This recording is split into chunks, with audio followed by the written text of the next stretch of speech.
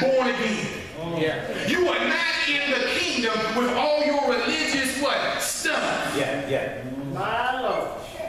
And he says the reason why you all know is because you're not loving the Lord the way you should love him. You're not connecting. This is serious business, and I want y'all to really kind of think about this. When you look at the way you connect with others,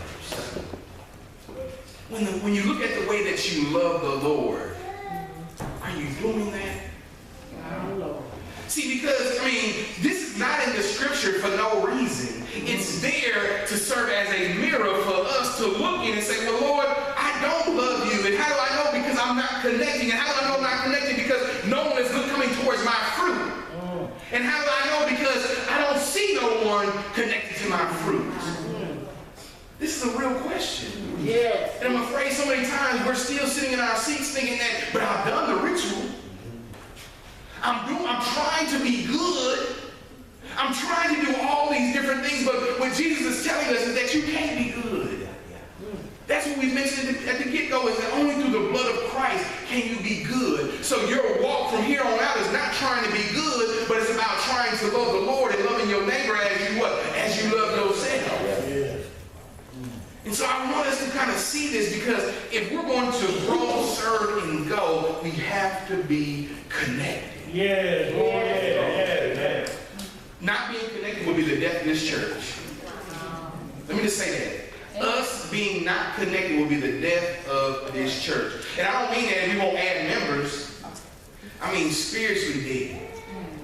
When we have scribes and Pharisees and Sadducees and Herodians in the pew trying to figure out, well, which law can I obey and which one can I get away with? Versus having a love and a desire to be obedient to everything that God has commanded. Oh, yeah. Isn't that the place we are now where we're trying to figure out, is homosexuality really bad? Can I really shack up? Can I really have sex before marriage? We're debating all the laws that God says thou shalt not do. Can I really just still be okay with it? It's not a big theft, it's a little theft. Yeah. So we are kind of like in that same place where we're trying to figure out which laws can I keep in order to make myself feel like I'm connected. Yeah. God says you can try to keep them all, but if you break one, you're guilty of all. So this is what you do. If you want to avoid all that, I want to avoid all that, right? If you want to avoid all that, he says, love the Lord your God. And then love your neighbor as what? As yourself. And so the implications that we see here is that Jesus is speaking to a decent man. He's speaking to a religious man. He's speaking to one who keeps the law and probably lived a cleaner life than all of us in this room. And when I say cleaner, I mean as far as his visible sin, myself included. Because if you were a legalist, you were clean on the outside because you thought if you weren't, you were going to hell. That's why Jehovah's Witnesses look like they got clean lives. That's why the Mormons look like they got clean lives, because they're living a legalistic lifestyle. Yes. Which means as long as you think I'm clean, I'm clean. But it don't matter what the Lord thinks. It just matters what you think. And he says, no, it's deeper than that. Oh, yeah. So he makes it very plain. And so this is what we need to know. It is possible for a person to have a religious upbringing and still be lost. You know that?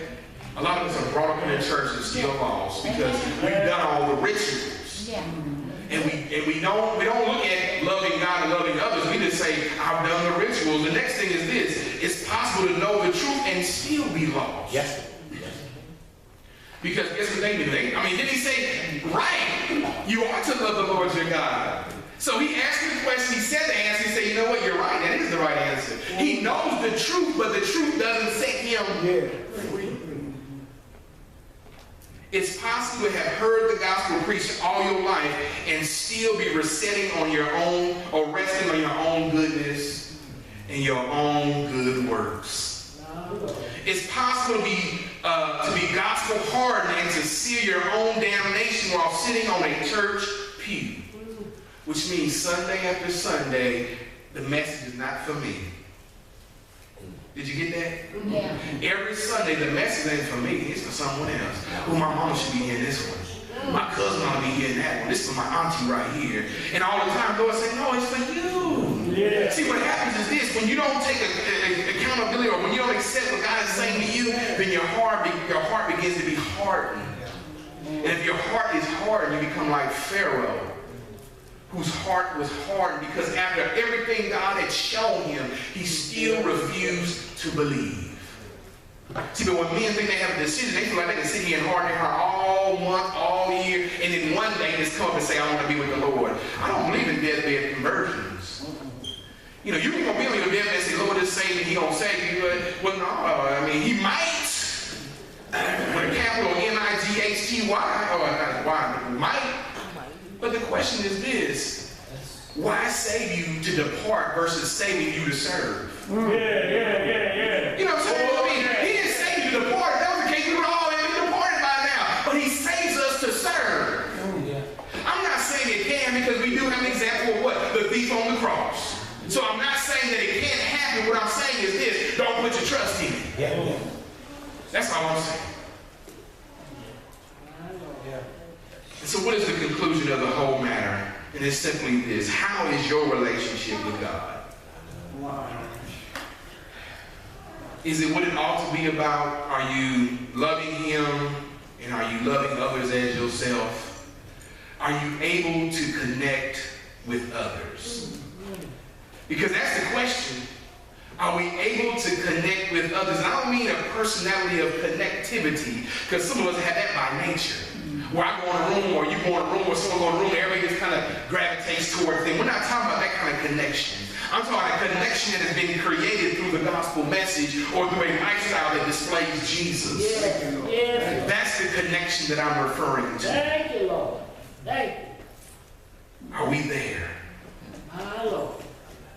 And so the idea is this, is God is calling us to connect first with him and then to others. I don't know how to keep on saying this, but I think it's important, right? We need to what? Connect. We need to connect. And what I want to see from us as a body, not going into the new year, but starting now. You know, it's like a diet. Don't start on Monday. Just start now. You're serious, right? You start not now, tomorrow. You start tomorrow, right?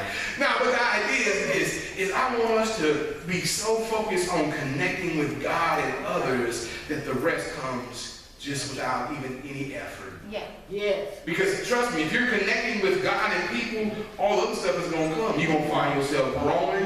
You're going to find yourself serving. You're going to find yourself going. And all that looks different based on how God has gifted you. The way I go and the way I serve and the way I grow is not the way you grow, serve, and go. But there ought to be something in your life that demonstrates all those other points. Yes, Lord. Only because you're connected. Yeah. See, have you ever been like, I want to read more, I want to study more, and you put the trust in who? In yourself.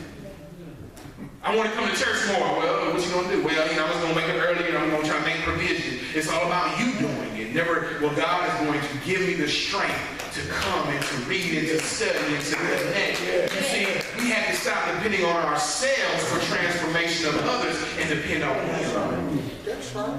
Because if we depend on ourselves to see transformation in the hearts of people, we're gonna get disappointed. Yeah. And every day you come to church, you're going to hang your head down like, man, ain't nothing going on today. But God says, if you're just doing what you're supposed to do, then guess what? Then I'll add the inward. Now, if you stop being connected, then all this is going to fall apart. It's not just a one-day connection, it's an ongoing connection. Yeah. If I want electricity all the time, it has to stay connected all the time. As soon as I disconnect it, the electricity's gone. Yes. So that's what God is calling us to do in our relationship with Him. That's good, Pastor. So as we begin to open up the doors of the church, and as we begin to think about this message today, I really want us to